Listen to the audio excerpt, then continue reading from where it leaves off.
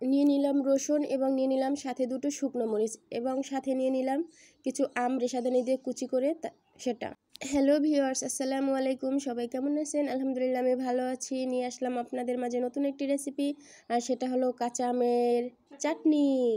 এই গরমে আমের সিজনে কাঁচা আমের চাটনি না খেলে কি হয়? প্রাণ জুড়ানো লোভনীয় খাবার এটা। আমি যে উপকরণগুলো দিয়েছি সেগুলো একসাথে মিক্স করে ভালোভাবে বেটে নিচ্ছি। এগুলো ভালোভাবে বেটে নিতে হবে যেন এগুলোর ভিতরে আমের দানাদার রসুন মরিচ এগুলো যেন না থাকে। এগুলো ওলট পালট করে ভালো করে বেটে নিতে হবে অনেক সুন্দরভাবে। প্রয়োজন হয় দুটো করে বাটা দিবেন যাতে এখানে দানাদার না থাকে। ভিউয়ার্স, খুবই লোভনীয় খাবার এটা, আমার অনেক পছন্দ। আর কার কার এটা পছন্দ এবং কারা কারা এটি খেয়েছেন একবার হলেও খেয়ে দেখবেন। অ্যান্ড যারা যারা খেয়েছেন আমাকে প্লিজ কমেন্ট করে জানাবেন, আমার তো অনেক পছন্দ। অ্যান্ড এটি দেখা মাত্রই আমার জিভে জল চলে আসে ভিউয়ার্স। আবার এরকম রেশাদানি দিয়ে কুচিয়ে আপনি আমের ভর্তাও বানিয়ে খেতে পারবেন আর কি। আচ্ছা, আমার এখানে বাটা করে আমি এখানে মিলিয়ে দিচ্ছি পরিমাণ মতো লবণ এবং এখানে দিয়ে দিচ্ছি পরিমাণ মতো সরিষার তেল দেওয়া শেষ এখানে। তারপর আপনি ভালোভাবে মিক্স করে নেবেন ভিউয়ার্স, সুন্দরভাবে মিক্স করবেন। মিক্স করা কমপ্লিট হওয়ার পরে আচ্ছা, তার মাঝে বলে দিয়ে রেসিপিটা কেমন হয়েছে আমাকে কমেন্ট করে সবাই জানিয়ে দিবেন ভিউয়ার্স। খুব সুন্দরভাবে মিক্স করতে হবে। আমার মিক্স করা শেষ। মিক্স হওয়ার পরে আপনি এখানে হালকা একটু চেখেও নিতে পারেন যে কি বেশি হয়েছে কি কম হয়েছে, এটা আপনি চেখে নিতে পারেন ভিউয়ার্স। আমি শিলপাটার উপরে সব কিছু মিক্স করছি ভিউয়ার্স, সাথে একটু আমি লবণটা চেখে নিলাম। ওই যা বললাম আর কি, চেখে নেবেন যে কিছু লবণ হয়েছে কি না, এটা আপনি চেখে নিতে পারেন। আমারটা একটু কম হয়েছিল সেই জন্য আমি আর একটু লবণ অ্যাড করে দিলাম ভিউয়ার্স। বাট খেতে কিন্তু সেই স্বাদ, ইয়ামি। আপনারা চাইলে ব্লেন্ডার ইউজ করতে পারেন, কিন্তু হাতে বাটা আর ব্লেন্ডার ওটা কিন্তু অনেক আকাশ পাতাল ব্যবধান ভিউয়ার্স। এটা আপনারা আসলে যারা শিলপাটায় বেটে খেয়েছেন তারা বুঝবেন। ভিউয়ার্স, আমার চাটনি কিন্তু রেডি। দেখুন ভিউয়ার্স, দেখতেও অনেক সুন্দর লাগতেছে। ইয়ামি। এবার আমার সব কিছু কমপ্লিট হয়ে গেছে। এবার আমি একটি বাটিতে তুলে নিব। সবগুলো বাটিতে তুলে নিলাম আমি ভিউয়ার্স। আপনারা কে কী নামে চিনেন এটাকে আমাকে একটু প্লিজ কমেন্ট করে জানাবেন।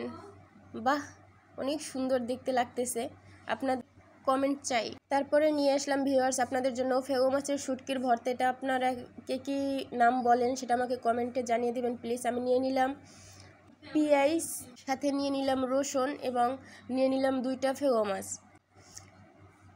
এগুলো সব কমপ্লিটভাবে নেওয়ার পরে আমি শিলপাটাতে রাখলাম। সব কিছু রেখে আমি সুন্দরভাবে মিহিন করে বেটে নিব ভিউয়ার্স। খুব সুন্দরভাবে বেটে নিতে হবে যেন কাটা না থাকে, মাছের ভেতরে যে কাটাটা থাকে ভিউয়ার্স সেটা যেন না থাকে। খুব সুন্দরভাবে বেটে নিতে হবে। এটাও কিন্তু অনেক মজাদার ভিউয়ার্স। আর এই ভর্তা যদি হয়ে যায় আপনার বউয়ার সাথে, আমাদের ঢাকার ভাষায় তো বউয়া বলে, অ্যান্ড গ্রামে আপনাকে ভুনা খিচুড়ি বলে আর কি, তার সাথে তাহলে তো হেভি জমে যাবে। আমার তো অনেক পছন্দ ভিউয়ার্স, আপনাদের কার কার এগুলো পছন্দ প্লিজ কমেন্ট চাই সবার প্লিজ। তারপর আমি এক এক করে বেটে নিচ্ছি, সবগুলো মিহিন করে বেটে নিচ্ছি। খুব সুন্দরভাবে বেটে নিতে হবে যেন দানাদারে এটার ভিতরে যেন কাটা, তারপরে আপনার রসুন পেঁয়াজ এগুলো যেন না থাকে। একদম মিহিন করে বেটে নিতে হবে আস্তে আস্তে। আমি খুব ভালোভাবে বেটে নিচ্ছি ভিউয়ার্স। আপনাদের কার কার এই ভর্তাটা প্রিয় বা পছন্দ সেটা আমাকে কমেন্ট করে জানিয়ে দিবেন, এবং কিসের সাথে খেতে বেশি ভালো লাগে। আমাদের বাসায় তো অল টাইম সবসময় আর কি ওই যেটাকে বলে ভুনা খিচুড়ি ভিউয়ার্স, ভুনা খিচুড়ির সাথে খেতেই আমরা পছন্দ করি, খাওয়া হয় আর কি, এবং আমাদের বাসায় সবাই পছন্দ করে এই ভর্তাটা। আমি অনেক সুন্দরভাবে বেটে নিচ্ছি ভিউয়ার্স। আমার প্রায় বাটা শেষ হয়ে আসছে ভিউয়ার্স। তারপর আমি খুব সুন্দরভাবে বেটে নিচ্ছি, আস্তে আস্তে বেটে নিচ্ছি, অল্প অল্প করে নিয়ে বেটে নিচ্ছি। খুব সুন্দরভাবে বাটতে হবে। আমার সব বাটা কমপ্লিট হয়ে গেছে। এবার আমি একটা কড়াইতে তুলে নিলাম সবগুলো।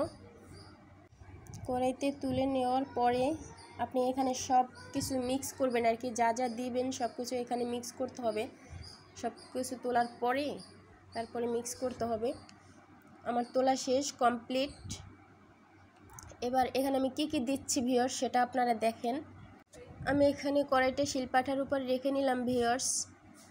এরপর আমি এখানে সব কিছু মিক্স করবো। আমি এখানে কি কি দিচ্ছি আপনারা দেখেন। আমি এখানে 1 4 চামচ মরিচের গুঁড়ো দিয়ে দিলাম, আর কি ফাঁকি যেটা দিয়ে দিলাম।